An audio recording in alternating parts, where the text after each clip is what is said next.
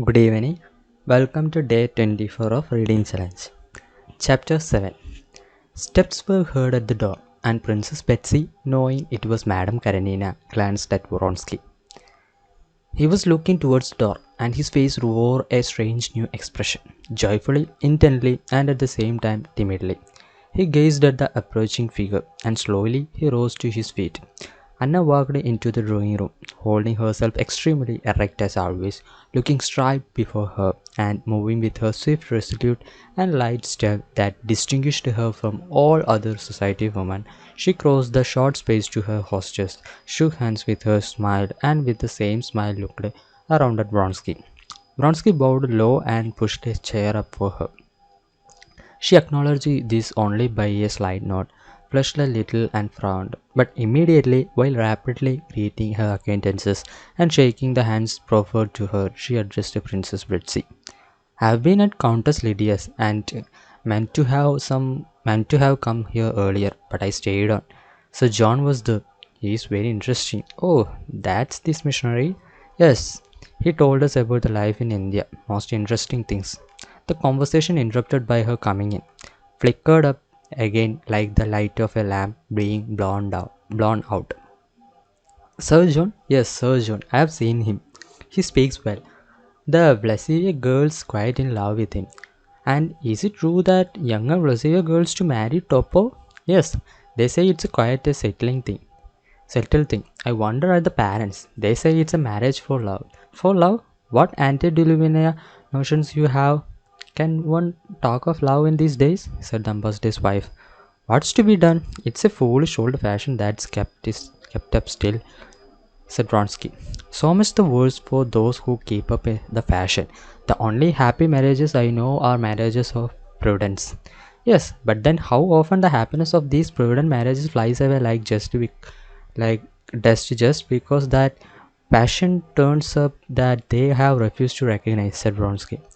"But by marriages of prudence we mean those in which both parties have sown their wild oats already.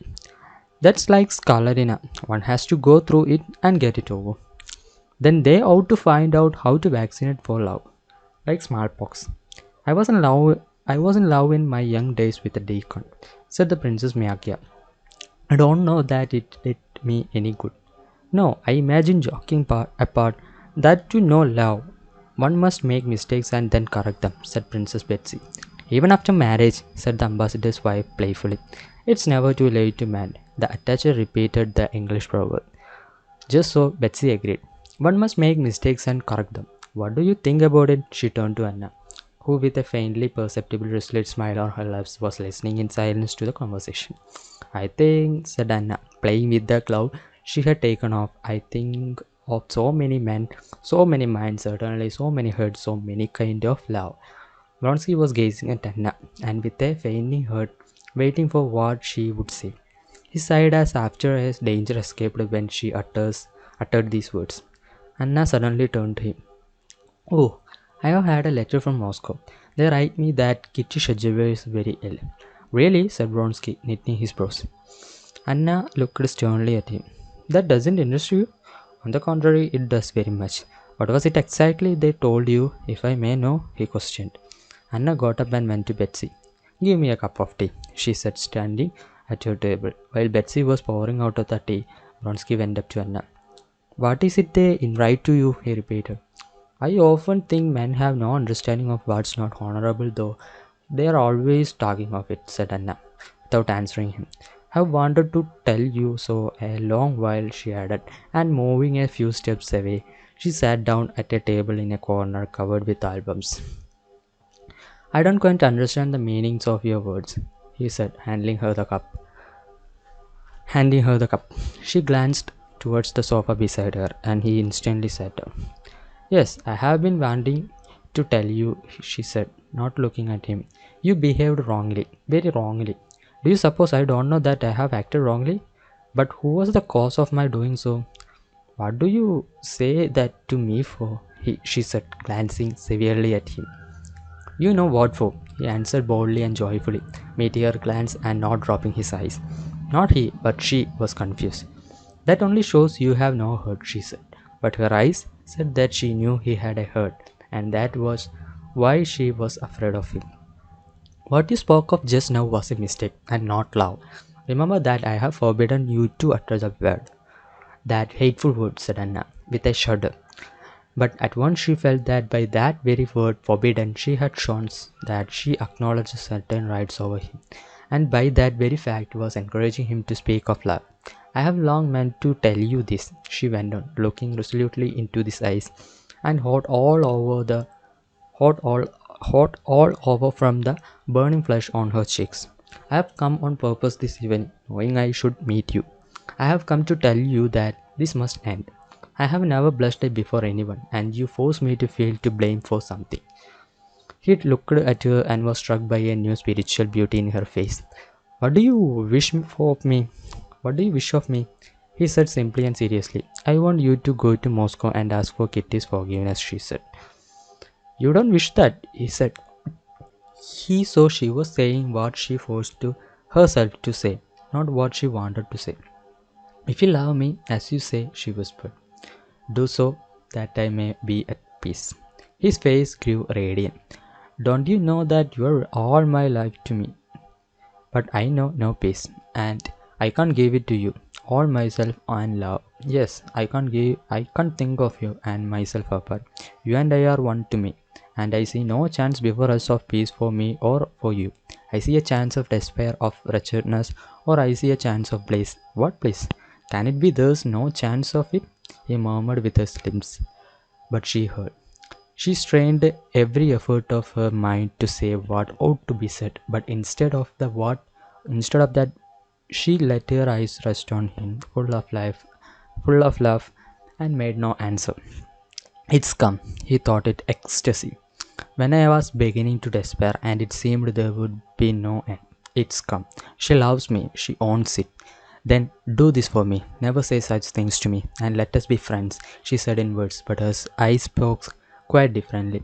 Friends we shall never be. You know that yourself.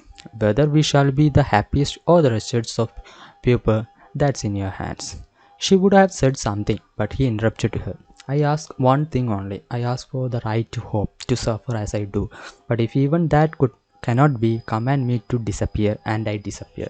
You shall not see me if my presence is distasteful to you. I don't want to drive you away. Only don't change anything. Leave everything as it is, he said in a shaky voice. He is your husband.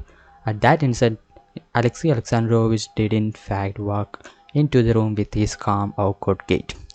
Glancing at his wife and Vronsky, he went up to the lady of the house and sitting down for a cup of tea, began talking in his deliberate, always audible voice in his habitual tone of banter, ridiculing someone.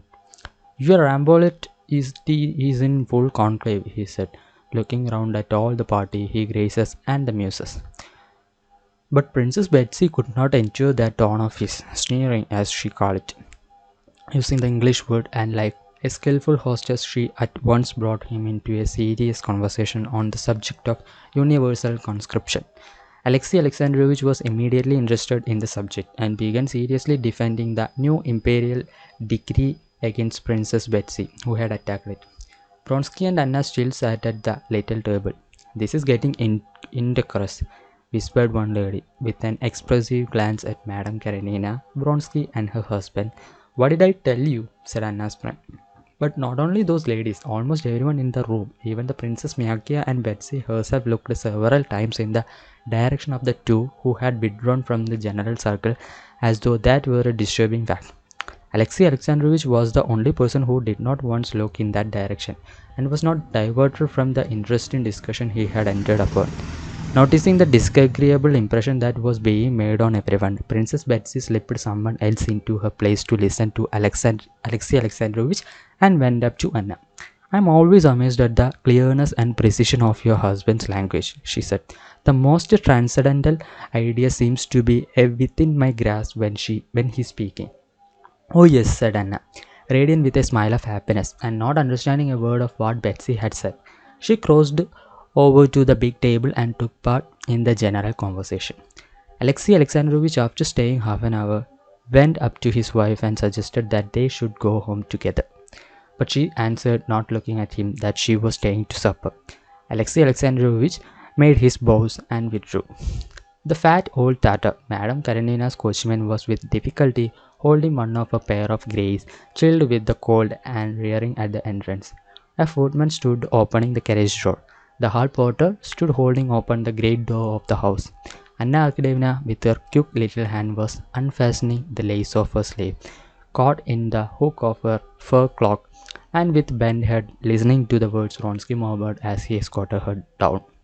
"You've said nothing, of course, and I ask nothing," he was saying, "but you know that friendship is not what I meant, that there's only one happiness in life for me, that word that you dislike so. Yes, love." "Love?" she repeated slowly in an inner voice, and suddenly, at the very instant she unhooked the lace, she added, "Why I don't like the word is that it means too much to me, far more than you can understand," and she glanced into his face. She gave him her hand, and with her rapid, springy step she passed by the porter and vanished into the carriage. Her glance, the touch of her hand, set him aflame. He kissed the palm of his hand where she had touched it, and went home, happy in the sense that he had got nearer to the attainment of his aims that evening than during the last 2 months. Thanks for the day. We'll see tomorrow.